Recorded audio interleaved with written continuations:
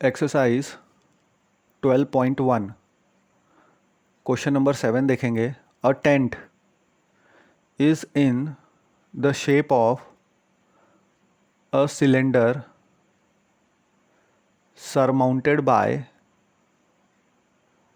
अ conical top. तो question बोल रहा है कि एक टेंट है और उसका शेप कैसा बताया है कि ये सिलेंडर का शेप उसमें है और इसके ऊपर एक कोनिकल टॉप है, कोनिकल।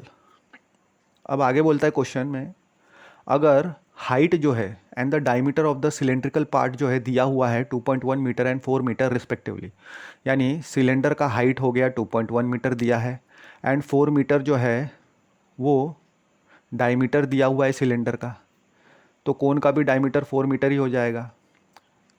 साथ ही साथ क्वेश्चन में आगे दिया है स्लैंट हाइट, यानी एच की वैल्यू दिया हुआ है टॉप का, वो 2.8 metre.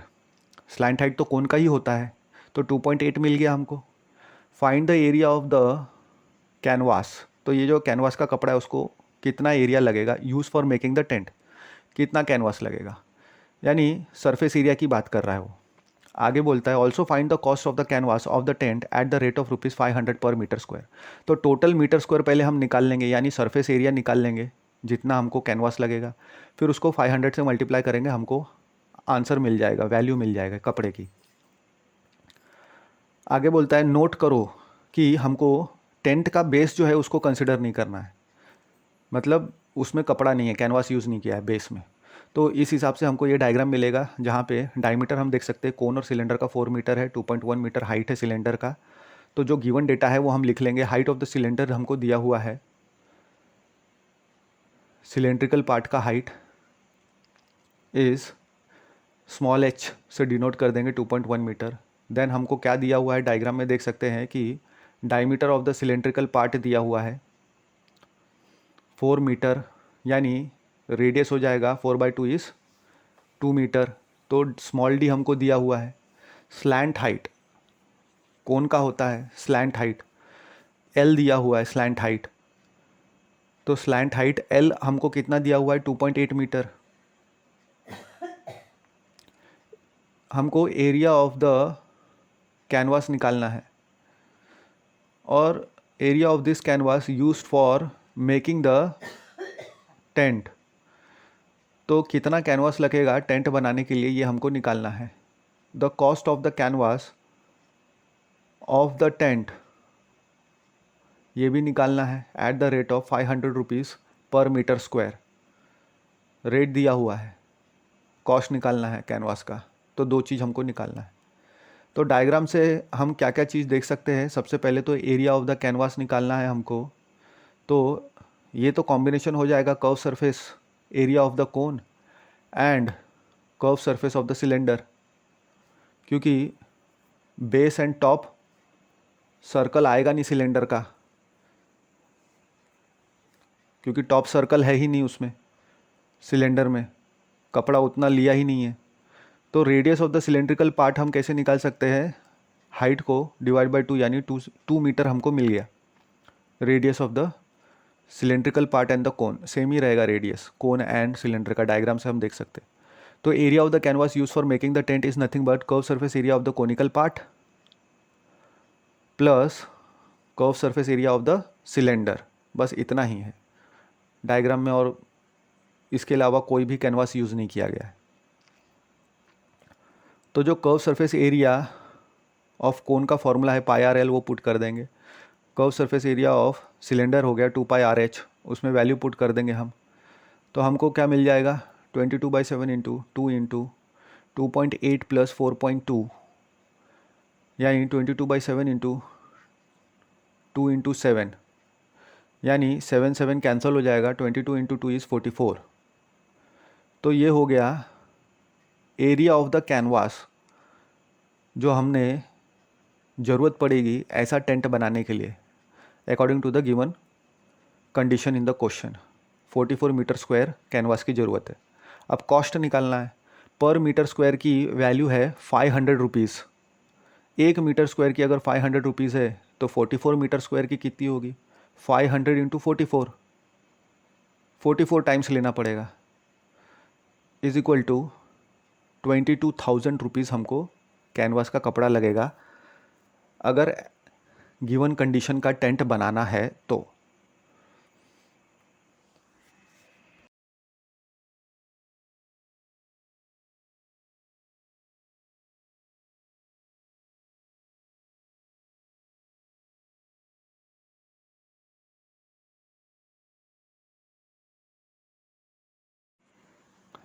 Exercise 12.1 question number 8 from a solid cylinder whose height is 4.2 centimeter and diameter 1.4 centimeter। तो बोलता है a conical cavity of the same height and same diameter is hollowed। तो एक कोनिकल शेप का जो एरिया है वो निकाल लिया इस सॉलिड सिलेंडर में से।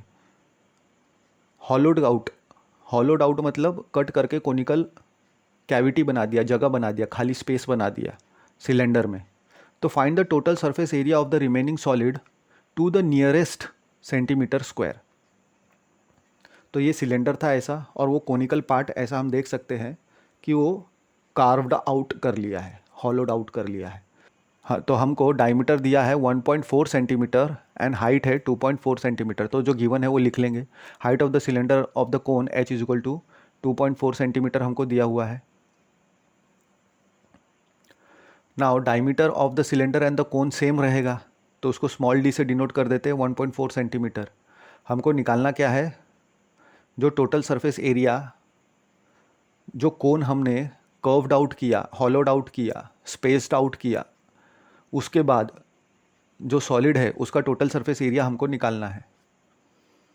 तो हमारे पास जो कंडीशन है, फिगर है, उसके हिसाब से हम देख सकते हैं कि हमको कोन का कर्व सरफेस एरिया लेना पड़ेगा और सिलेंडर का कर्व सरफेस एरिया लेना पड़ेगा और बेस सर्कल का एरिया भी लेना पड़ेगा, क्योंकि बेस में भी तो एक सर्कल है। Curve surface area of solid निकालना है तो total surface area of the solid निकालना है तो radius of the cylinder and the कोन हमारा सेम हो जाएगा, डायमीटर सेम था, तो बाई 2 करेंगे तो 0.7 सेंटीमीटर मिल जाएगा। तो total surface area of the remaining solid हमको क्या लेना पड़ेगा, कर्व सरफेस एरिया लेना पड़ेगा कोन का, प्लस कर्व सरफेस एरिया लेना पड़ेगा सिलेंडर का, प्लस एरिया हमको लेना पड़ेगा बेस ऑफ द सिलेंडर का, circular base of the cylinder का। तो curve surface area of the cone का फॉर्मूला है pi R L, curve surface area of the cylinder 2 pi R H and circle का pi are square. तो इसमें पाई are common निकल गया, तो L plus 2h plus R value put कर दिए तो हमको ये मिल गया। तो 22 into 0.1 into L plus 4.8 plus 0.7, तो हमको 22 इंटू 0.1 इज़ 1/10, तो 22.2 हो जाएगा 22 का। तो L प्लस 5.5 मिल जाएगा, but L is what is under root of h square plus r square. Value put कर देंगे 2.4 का स्क्वायर प्लस 0.7 का स्क्वायर, यानी 5.76 प्लस 0.49, क्योंकि 24 का स्क्वायर होता है 576, पॉइंट में है तो 5.76 हो गया। दोनों को ऐड करेंगे तो 6.25 मिल गया, उसका रूट हो जाएगा 2.5, तो 5.5 प्लस 2.5 इज़ 8, तो 8 इंटू 2.2 इज़ 17.6। तो हमको total surface area of the remaining solid कितना मिला, 17.6 centimetre square.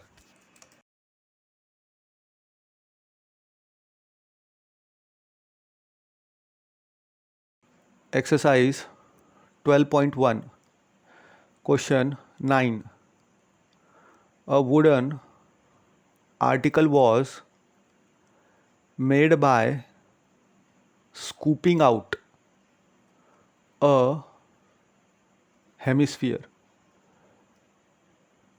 from each end of a solid cylinder।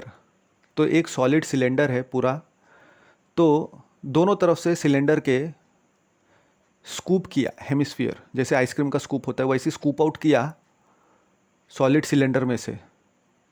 तो जब स्कूप करेंगे तो हेमिस्फीयर ही बाहर निकलेगा दोनों साइड से सिलेंडर के, और उसका फिगर भी दिया हुआ है हमको क्वेश्चन में।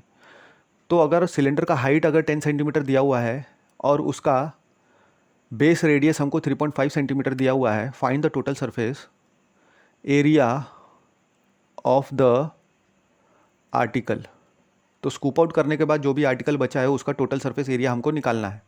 तो जब दोनों तरफ से स्कूप आउट किया तो ये ऐसा हमको फिगर देखने को मिलेगा। रेडियस 3.5 सेंटीमीटर दिया हुआ है सिलेंडर का, एंड हाइट जो है सिलेंडर का 10 सेंटीमीटर दिया हुआ है। तो हमको इसमें दो हेमिस्फीयर दिख रहा है जो स्कूप आउट किया गया है, ऊपर से, टॉप से और बॉटम से। तो रेडियस ऑफ द सिलेंडर हमको कितना दिख रहा है? Radius of the cylinder is nothing but radius of the hemisphere, उसको smaller is equal to 3.5 centimetre बोल देंगे। हमको निकालना क्या है? Total surface area of the article, जब हमने हेमिस्फीयर दोनों एंड से स्कूप आउट कर लिया है।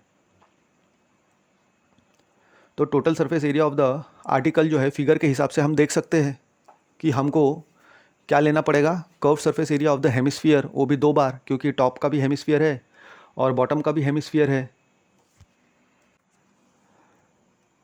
And curve surface area of the cylinder लेना पड़ेगा। Therefore the total surface area of the article हमारा क्या हो जाएगा? Curve surface area of cylinder plus 2 times curve surface area of hemisphere. ये फिगर से हम देख सकते हैं। तो curve surface area of the cylinder का formula 2πRh and curve surface area of the hemisphere is 2πr²। तो 2πr कॉमन निकलेगा तो अंदर h + 2r मिल जाएगा। तो पाई कुछ दिया नहीं है तो 22/7 हम लेंगे, एंड रेडियस हमारा 3.5 है, हाइट 10 है, एंड 2 × 3.5 यानी 7 + 10 इज 17 हमको मिल जाएगा अंदर ब्रैकेट के अंदर, और बाहर 7 कैंसिल होकर 22 बचेगा। तो 22 × 17 हमको मिल जाएगा, that is 374 centimetre square is the total surface area of the article हमको मिल जाएगा। Therefore total surface area of the article is equal to 374 centimetre square. Question, Rohan runs an industry. तो रोहन जो है एक इंडस्ट्री चलाता है। कहाँ पे? एक शेड में, in a shed which is in the shape of a cuboid surmounted by. तो उसका जो शेड है उसका शेप बता रहा है कि एक क्यूबॉइड है और उसके ऊपर हाफ सिलेंडर जैसा चढ़ाया गया है टॉप में, और उसका फिगर हमको दिया हुआ है। If the base of the shed is of dimension, तो हमको शेड का डायमेंशन बेस का यानी क्यूबॉइड का कितना दिया हुआ है? 7 मीटर बाई 15 मीटर अगर है, and the height of the cuboidal portion is 8 metre. तो बेस दिया है 7 metre by 15 metre and height of the cuboidal portion is 8 metre. Find the volume of air that the shed can hold. तो कितना air का volume जो है shade के अंदर हो सकता है, ये हमको निकालना है, यानी वॉल्यूम ऑफ द सॉलिड। तो आगे बोलता है question, suppose the machinery in the shed occupies a total space of 300 metre cube. अब शेड के अंदर इंडस्ट्री है तो इंडस्ट्री के अंदर मशीनरी होगी, तो मशीनरी भी तो कुछ वॉल्यूम ऑक्यूपाई करेगी ना, जगह ऑक्यूपाई करेगी, स्पेस ऑक्यूपाई करेगी शेड के अंदर। तो वो कितना ऑक्यूपाई कर रही है? 300 मीटर क्यूब।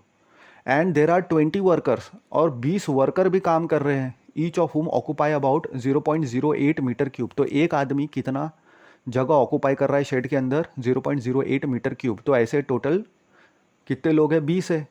तो 20 × 0.08 मीटर क्यूब ऑक्यूपाई कर रहे हैं जगह। तो अकॉर्डिंग टू द कंडीशन हमारा जो डायग्राम है कैसा बन जाएगा? ये ऐसा फिगर दिया हुआ है। ये एक शेड है, हम देख सकते हैं। तो डायमेंशन भी हमने लिख लिया जो दिया हुआ था।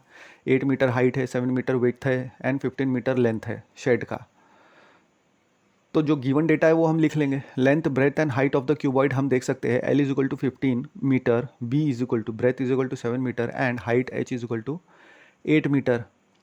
तो रेडियस जो है वो सिलेंडर का हम क्या देख सकते हैं? विड्थ हमको कंसिडर करना पड़ेगा, डायमीटर हो जाएगा विड्थ सिलेंडर का। तो सिलेंडर का जब डायमीटर 7 है तो रेडियस कितना हो जाएगा 7/2 यानी 3.5 मीटर, और हाइट ऑफ द सिलेंडर कितना दिया हुआ है h = 15 मीटर, यानी हाइट ऑफ द क्यूबॉइड का हाइट हमको दिया हुआ है। तो बोलता है कि the volume of the air निकालो that the shed can hold. तो एयर का वॉल्यूम निकालना है हमको। अब फिगर में हम देख सकते हैं कि नीचे क्यूबॉइडल शेप है, ऊपर जो है सिलेंडर को अगर हमने पार्टीशन किया पूरा हाफ में, तो ऊपर हाफ का सिलेंडर, पूरा आधा सिलेंडर जो है वो रखा हुआ है। ऐसे दोनों सॉलिड का कॉम्बिनेशन बना के ये शेड बना हुआ है। तो हमको दो चीज़ निकालने के लिए बोल रहा है, volume of the air that the shed can hold, मतलब पूरा शेड कितना एयर वॉल्यूम होल्ड कर सकता है। फिर total air in the shed when machinery and the workers occupy the room, और सबका डायमेंशन हमको दिया हुआ है। वॉल्यूम ऑफ द मैन दिया हुआ है जो काम कर रहे हैं, वॉल्यूम ऑफ द मशीनरी दिया हुआ है, तो उसको वॉल्यूम ऑफ द शेड में से माइनस करेंगे तो हमको मिल जाएगा total air in the shed when machinery and workers occupy the room. तो पहला, the volume of the air that the shed can hold is nothing but the volume of the cuboid plus जो ऊपर cylinder है उसका आधा ही रखा हुआ है, तो half of the volume of the cylinder हम ऊपर लेंगे। तो volume of the cuboid is length into breadth into height plus half of πr² मिल जाएगा। हम वैल्यू पुट करेंगे तो हमको क्या मिलेगा, 15 × 7 × 8 प्लस हाफ इंटू 22/7 इंटू 3.5 का स्क्वायर यानी 3.5 × 3.5 इंटू 15। अब 3.5 is nothing but half of 7, तो 1 जा और ये 2 जा 7 कट हो जाएगा, एक 3.5 न्यूट्रलाइज हो गया। अब 15 × 7 × 8 plus half into 11 into 3.5 into 15 ये बचा, यानी 15 × 7 × 56 हो गया, एंड 3.5 इंटू 15 इज़ 52.5। उसको 11 से मल्टीप्लाई किया तो 577.5, उसका हाफ किया तो 288.75, उसमें 840 ऐड करेंगे